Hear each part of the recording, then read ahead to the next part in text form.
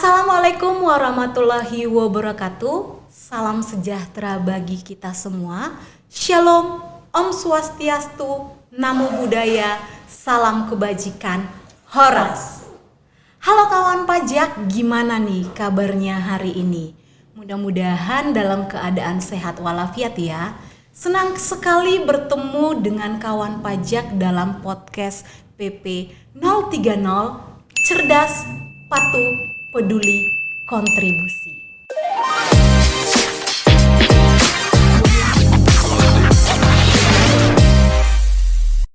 Perkenalkan, saya Julia Resolin Sidauruk yang akan menjadi host pada podcast pajak PP 030 episode 18 hari ini. Topik podcast kita kali ini yaitu Cortex DJP. Kawan pajak pasti penasaran, apa itu Cortex DJP? Bagaimana penerapannya? Dan kira-kira apa manfaat yang akan kawan pajak peroleh dengan penerapan Cortex itu sendiri? Jadi, untuk mendapat jawabannya, ikuti diskusi kita sampai selesai. Dan tentunya nih kawan pajak, hari ini saya tidak sendirian. Saya ditemani oleh penyuluh pajak Kanwil DJP Sumatera Utara 2, yaitu Kak Purnamasari Saragi. Halo Kak, gimana kabarnya hari ini? Halo Kak Julia, tentunya kabar hari ini sehat ya Kak ya.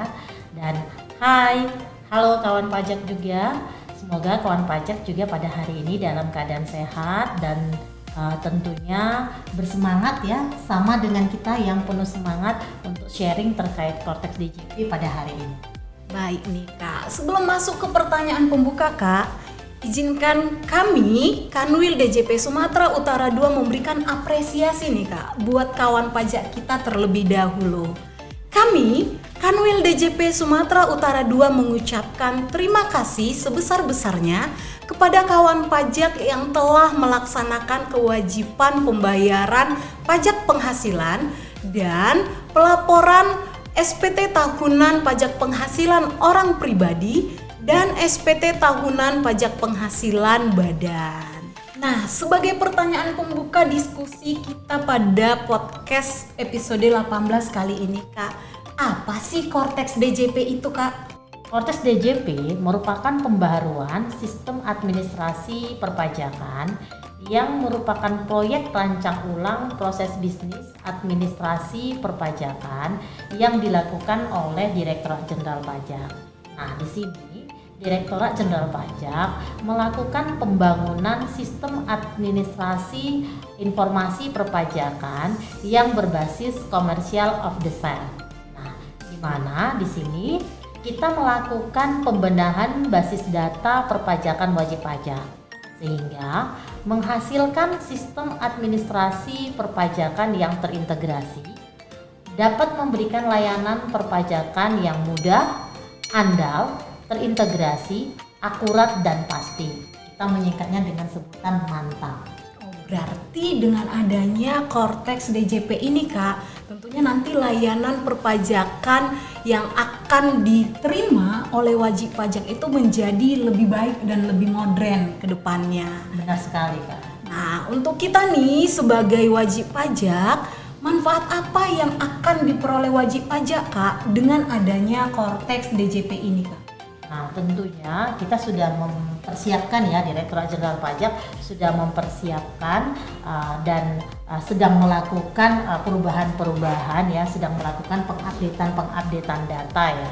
Nah, Cortex DJP ini sendiri tak lain tujuannya itu adalah memberikan layanan yang lebih baik ya, yang terpercaya kepada wajib pajak, sehingga kedepannya kita sebagai wajib pajak itu akan lebih mudah ya dalam melaksanakan hak dan kewajiban perpajakan kita. Nah, beberapa manfaat yang akan kita terima dengan adanya Cortex DJP ini adalah yang pertama itu, layanan Cortex ini akan dapat diakses dengan berbagai macam saluran atau kita sebut dengan omnichannel. Yang mana ini wajib pajak akan dapat dilayani di seluruh kantor pelayanan pajak pratama atau kita sebut dengan sebutan borderless. Kemudian yang kedua, nah seluruh proses bisnis itu terintegrasi ke dalam satu sistem informasi. Jadi kita nanti akan menggunakan satu layanan seperti itu dia kawan pajak. Kemudian yang ketiga, dalam administrasi pelaporan SPT massa itu akan lebih efisien dan akan lebih mudah karena dengan adanya pre-populated data dari bukti potong dan data dari faktur pajak. Dan yang keempat nih kawan pajak di sini sebagai wajib pajak dari segi keamanan data dan informasi itu datanya akan lebih andal ya karena melalui autentifikasi yang ketat. Jadi lebih aman data kita sebagai wajib pajak. Wah, jadi kawan pajak tidak perlu khawatir nih terhadap nantinya penerapan Cortex DJP. Karena nanti tentunya kawan pajak menjadi lebih mudah dalam melaksanakan hak dan kewajiban perpajakannya. Nah, untuk proses bisnis sendiri di Cortex DJP ini Kak, apakah ada proses bisnis yang berubah Kak? Nah, kalau misalnya ada proses bisnis yang berubah, proses bisnis apa aja sih Kak yang berubah? Nah, jadi kawan pajak, kurang lebih nanti ada sekitar 21 proses bisnis layanan perpajakan yang akan berubah. Nah, namun pada podcast kita kali ini nih Kak, kita akan bahas 5 perubahan yang terjadi, 5 proses bisnis yang mengalami perubahan. Yang pertama itu adalah proses bisnis registrasi. Nah, kemudian yang kedua, proses bisnis pembayaran. Yang ketiga itu proses bisnis pelaporan SPT. Dan yang keempat, proses bisnis layanan perpajakan. Dan yang terakhir itu adalah proses bisnis taxpayer account management. Jadi kelima proses bisnis ini akan kita kupas pada podcast kita kali ini Kak. Wah, memang ternyata banyak juga ya Kak proses bisnis yang berubah dalam Cortex DJP ini. Ada 21 proses bisnis. Dan kali ini kawan pajak jangan khawatir, kita akan membahas 5 proses bisnisnya satu-satu yang tadi sudah disampaikan oleh Kak Purnama. Yang pertama kita mulai dulu nih Kak dengan proses bisnis registrasi. Nah, kira-kira perubahan apa sih Kak yang terjadi dalam proses bisnis registrasi dalam Cortex DJP ini Kak? Nah, untuk proses bisnis registrasi kawan pajak, yang pertama ada perubahan itu adalah terkait perubahan format NPWP wajib pajak orang pribadi menjadi menggunakan nomor induk kependudukan sebagai nomor pokok wajib pajak. Nah, kemudian perubahan NPWP cabang. Jadi untuk wajib pajak cabang nih akan menggunakan penomoran nomor identitas tempat kegiatan usaha atau kita singkat dengan sebutan NITKU.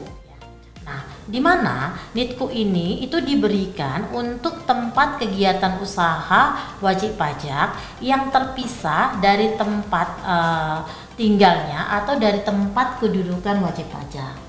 Nah, perubahan ini, kenapa sih ada perubahan ya? Ini perubahannya tak lain adalah bertujuan untuk memberikan kesederhanaan kepada wajib pajak dalam melaksanakan administrasi perpajakannya.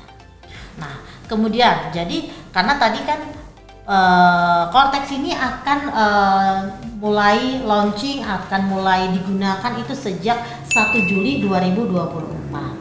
Nah, jadi buat kawan pajak, wajib pajak orang pribadi yang belum melakukan pemadanan NIK menjadi NPWP, ayo segera lakukan pemadanan NIK menjadi NPWP, di mana batas waktu pemadanannya itu adalah tanggal 30 Juni 2024. Sebentar lagi ya Kak? Ya, ini akan segera berakhir nih Kak, karena Cortex-nya itu akan kita gunakan sejak 1 Juli 2024. Nah, perubahan dalam proses registrasi itu juga bertujuan untuk meningkatkan kemudahan dalam proses registrasi wajib pajak, ya, yaitu meliputi perubahan data wajib pajak, misalnya status wajib pajak NE atau status wajib pajak menjadi aktif, atau perubahan data alamat, ataupun perubahan dalam penghapusan NPWP. Jadi kalau penghapusan NPWP ini kan wajib pajak misalnya nih maaf yang sudah meninggal dunia, tentu ada permohonan penghapusan NPWP untuk wajib pajak orang pribadi. Nah, demikian juga untuk wajib pajak yang melakukan namanya pembubaran perusahaan, berarti ada penghapusan NPWP badan ya. Kemudian juga ada perubahan dalam pencabutan pengusaha kena pajak. Kemudian di sini juga akan ada kesederhanaan administrasi perpajakan untuk wajib pajak orang pribadi tentunya. Nah, kemudian di sini juga memudahkan administrasi perpajakan melalui penggunaan satu NPWP untuk satu entitas, yaitu pusat dan cabang. Nah, di sini juga akan ada perubahan memudahkan wajib pajak dalam penggunaan single digital access. Jadi kita akan menggunakan single digital access ya kawan pajak. Nah, ada juga perubahan dalam pelaksanaan kewajiban pelaporan dan pembayaran pajak pertambahan nilai, yaitu PPN. Nah, di mana dengan konteks ini pelaporan dan pembayaran pajak pertambahan nilai itu akan hanya menggunakan NPWP pusat. Nah, sedangkan penggunaan NPWP cabang itu hanya akan digunakan batas waktunya itu sampai dengan 30 Juni 2024. Jadi bagi wajib pajak badan ya ataupun wajib pajak yang memiliki cabang, nanti akan ada pemusatan. Jadi terkait pelaporan pembayarannya hanya akan menggunakan NPWP pusat sejak 1 Juli 2024. Banyak juga ternyata ya Kak yang berubah dalam proses bisnis registrasi ini, di mana nantinya wajib pajak itu akan memiliki akun portal wajib pajak ya Kak. Iya, benar yang sekali. tadinya menggunakan DJP online nanti akan menggunakan akun portal wajib pajak. Jadi nanti di situ yang seperti dijelasin oleh Kak Purnama bisa melakukan perubahan data, pencabutan PKP. Nah, dan tentunya di dalam proses bisnis registrasi ini yang sangat-sangat kelihatan sekali perubahannya adalah format NPWP itu sendiri ya Kak. Dimana format NPWP wajib pajak orang pribadi, dimana per 1 Juli 2024 kita akan menggunakan NIK sebagai NPWP. Jadi bagi kawan pajak yang belum melakukan pemadanan NIK menjadi NPWP, segera lakukan pemadanan NIK menjadi NPWP karena nanti per 1 Juli NIK akan menjadi NPWP.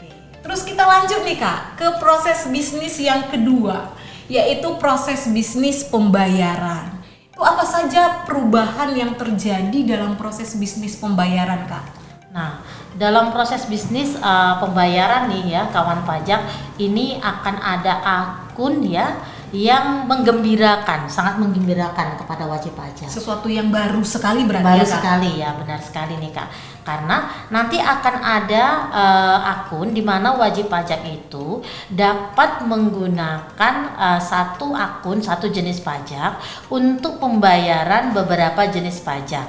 Jadi pembayaran beberapa jenis pajak ataupun pembayaran beberapa jenis utang pajak akan dapat menggunakan satu akun pajak ya, satu akun pembayaran, satu seperti kode itu. billing Kak? Satu kode billing begitu. Jadi bisa kemana-mana nih. Oh, yang tadinya satu kode billing untuk satu jenis pembayaran, ini satu kode billing bisa untuk jadi dia beberapa jenis pembayaran. Jadi dia bisa melakukan pembayaran multi pembayaran dengan satu kode billing gitu ya, satu jenis akun pembayaran. Nah, di sini juga kita nanti dengan adanya kotak DJP ini juga nanti wajib pajak akan memperoleh kemudahan di mana wajib pajak itu dapat melakukan penyetoran pajak lebih awal. Jadi kita bisa melakukan deposit pajak. Deposit nih Kak? Iya, jadi kita akan ada deposit pajak. Jadi keuntungan deposit pajak ini itu wajib pajak itu cukup menyediakan saldo yang cukup ya. Kita menyediakan saldo atau melakukan deposit di akun portalnya kita, nanti itu akan dapat digunakan untuk melunasi kewajiban perpajakannya kita. Jadi dengan adanya deposit pajak ini, itu kita akan terhindar dari yang namanya keterlambatan penyetoran, keterlambatan pembayaran pajak. Nah, di mana deposit pajak ini ibaratnya seperti kalau saat ini kita mengenal yang namanya e-money ya Kak ya. Nah, jadi deposit pajak ini dapat kita top up kapan saja. Kayak saldo tersedia gitu ya Kak, yang bisa digunakan ketika melakukan pembayaran pajaknya gitu ya Kak? Iya, benar sekali Kak. Jadi, misalnya mau bayar PPh pasal 21, tentu jenis akun pajaknya harus PPh pasal 21. Dan pembayarannya itu kalau misalnya salah, selama ini kan kawan pajak harus mengajukan dulu pemindah bukuan, setelah dipindah bukukan baru bisa dimasukkan di dalam pelaporan SPT masa PPh pasal 21-nya. Nah, sedangkan dengan adanya Kortex DJP ini nantinya kita dapat cukup melakukan top up di deposit pajak. Jadi kita akan dapat melakukan pembayaran kapan saja dengan adanya deposit pajak tadi. Jadi kita terhindar dari sanksi keterlambatan pembayaran. Nah, kemudian di Kortex DJP ini juga di proses bisnis pembayaran itu terkait permohonan pemindah bukuan, permohonan restitusi, dan permohonan permintaan imbalan bunga itu akan lebih mudah ya, dan dapat dilakukan secara daring. Artinya dapat kita lakukan secara online, tidak harus datang ke kantor pajak. Tapi bagi kawan pajak yang masih ingin bertemu dengan kita di kantor pajak, masih dapat juga datang langsung ke kantor pelayanan pajak. Tapi bagi kawan pajak yang terkendala karena jarak dan waktu, dapat melakukan pengajuan permohonan tadi dengan menggunakan layanan berbasis online, yaitu di portal wajib pajak tadi. Di portal wajib pajak tadi. Wah, tentunya ini banyak sekali kemudahan yang akan dapat dinikmati kawan pajak dalam melaksanakan hak dan kewajiban perpajakan kawan pajak, terutama dengan adanya fasilitas deposit pajak. Itu tentunya nanti akan dapat kawan pajak terhindar dari denda keterlambatan bayar. Dan juga tadi ada multi kode billing ya Kak. Ya. Jadi satu kode billing untuk berbagai jenis pajak dan juga berbagai utang pajak. Jadi kawan pajak tidak perlu lagi nih capek-capek buat banyak kode billing. Nah, selanjutnya Kak, kita lanjut ke proses bisnis pelaporan SPT. Nah, apa nih Kak yang berubah dalam proses bisnis pelaporan SPT Kak? Nah, dalam proses bisnis pelaporan SPT ya, nanti di portal wajib pajak itu kawan pajak akan ada fasilitas perhitungan PPh pasal 25. Jadi kita ada alat bantu buat wajib pajak yang dapat digunakan oleh wajib pajak bursa maupun wajib pajak BUMN maupun wajib pajak perbankan atau wajib pajak lainnya, sehingga nanti kita ketika memperhitungkan PPh pasal 25 ini akan lebih mudah. Ini berdasarkan laporan keuangan yang sudah dibuat oleh wajib pajaknya sendiri. Nah, kemudian terkait nomor seri faktur pajak. Kalau selama ini kan kita harus minta dulu nomor seri. Nah, kalau sekarang itu nomor seri faktur pajak bagi wajib pajak pengusaha kena pajak akan secara otomatis melalui sistem. Nah, kemudian untuk pelaporan SPT masa PPN ya terkait atas permintaan ataupun perhitungan kompensasi pajak masukan dari masa pajak sebelumnya itu akan terisi secara otomatis. Jadi lebih mudah ya, di mana sistem akan menyediakan histori penggunaan saldo kompensasi kelebihan pajak masukan dari pajak keluaran. Jadi dimudahkan bagi kita ketika kita akan menghitungkan kompensasi pajak masukannya kita. Kemudian terkait data bukti potong. Jadi data bukti potong di dalam sistem di dalam portal wajib pajak itu akan sudah menampilkan kondisi real time-nya. Ya, real time-nya. Kemudian ada fasilitas pre-populated dari database registrasi Jadi bukti potong kita itu sudah langsung tersedia setiap waktu. Karena kalau bukti potong ini kan juga merupakan kredit pajak ya bagi wajib pajak. Jadi kalau misalnya nih PPh final ketika WP bertransaksi dengan perusahaan lain, dia di sistemnya sendiri akan langsung tertera bukti potong yang sudah diterbitkan oleh lawan transaksinya. Berarti ini jadi wajib pajak di sini akan memperoleh banyak kemudahan nih, karena faktur pajak dan bukti potong yang nantinya akan terprepopulated itu sangat membantu kawan pajak dalam pelaporan SPT, baik itu SPT masa maupun SPT tahunan.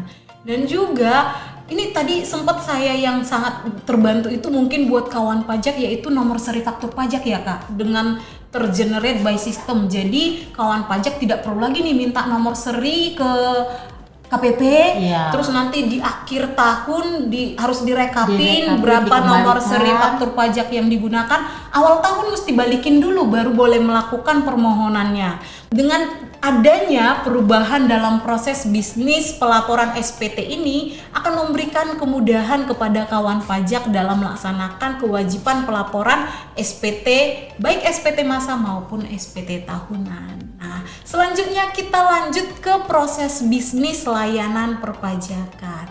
Nah, ini kira-kira gambaran kedepannya gimana nih Kak terhadap proses bisnis layanan perpajakan? Nah, di proses bisnis layanan perpajakan juga akan ada beberapa perubahan, yaitu terkait layanan edukasi, terkait layanan interaktif, kemudian layanan administrasi perpajakan. Nah, semua layanan itu akan dapat diakses oleh wajib pajak dan juga oleh non wajib pajak. Di mana ketika wajib pajak ingin mendapatkan pengetahuan terkait pengetahuan perpajakan ya, kalau misalnya wajib pajak ingin menambah wawasannya terkait kewajiban hak dan kewajiban sebagai wajib pajak, itu dapat mengakses melalui kegiatan penyuluhan maupun melalui pelatihan maupun melalui pendampingan. Jadi wajib pajak dapat meminta layanan ini nanti kepada kita secara online ya. Nah, kemudian layanan perpajakan ini kan nantinya juga terintegrasi dengan bisnis yang lain. Jadi ini juga akan memudahkan wajib pajak dalam pelacakan riwayat penggunaan layanan. Nah, kemudian tadi bahwa semua layanan ini itu akan diakses dengan menggunakan yang namanya portal wajib pajak. Jadi wajib pajak itu lebih mudah dan dapat mengakses layanannya sendiri secara mandiri kapan saja. Berarti buat kawan pajak apabila ingin melakukan permintaan edukasi maka tidak harus datang nih mengajukan permohonannya ke kantor pajak, namun dapat diajukan melalui portal akun wajib pajak.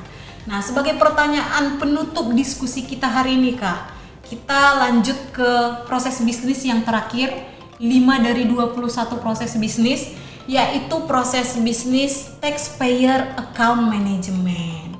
Nah, apa saja nih Kak yang berubah dalam proses bisnis taxpayer account management Kak? Nah, dalam proses bisnis taxpayer account management ini, kawan pajak, di sini Direktorat Jenderal Pajak akan menyajikan data dan atau informasi perpajakan wajib pajak dalam satu aplikasi. Tentunya masih di aplikasi yang namanya tadi portal wajib pajak ya.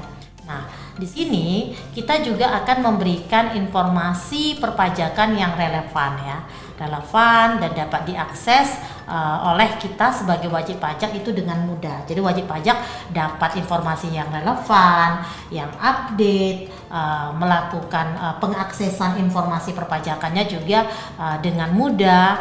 Nah, data yang ditampilkan itu akan dalam satu tampilan sistem secara komprehensif ya, baik tadi data faktur pajak, baik tadi data pembayaran yang dilakukan oleh wajib pajak, data pelaporan SPT masanya, SPT tahunannya, kemudian tadi terkait faktur pajaknya juga, terkait bukti potongnya juga.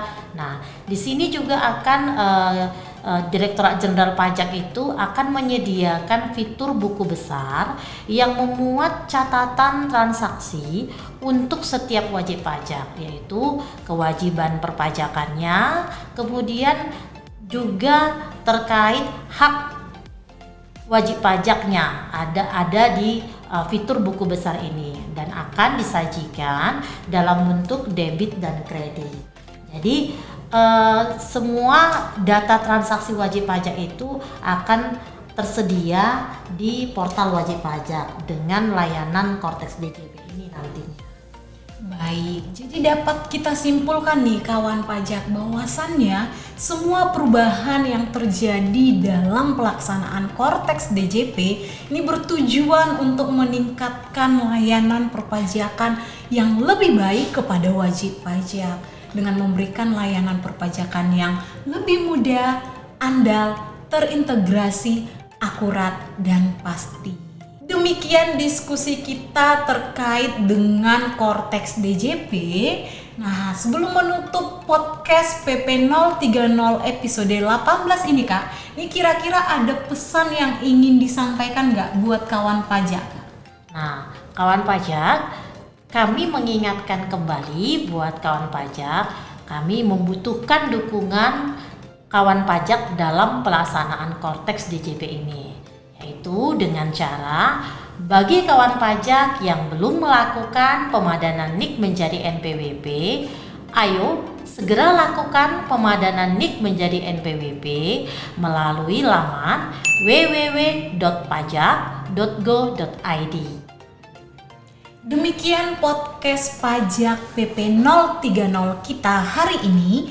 Jangan lupa like, komen, dan subscribe serta hidupkan lonceng notifikasi agar kawan pajak tidak ketinggalan informasi perpajakan terbaru pada podcast PP 030 berikutnya. Terima kasih untuk kawan pajak semua. Sampai ketemu di podcast pajak PP 030 berikutnya. Podcast pajak PP 030, cerdas, patuh, peduli, kontribusi. Pajak kuat, APBN sehat, Indonesia sejahtera.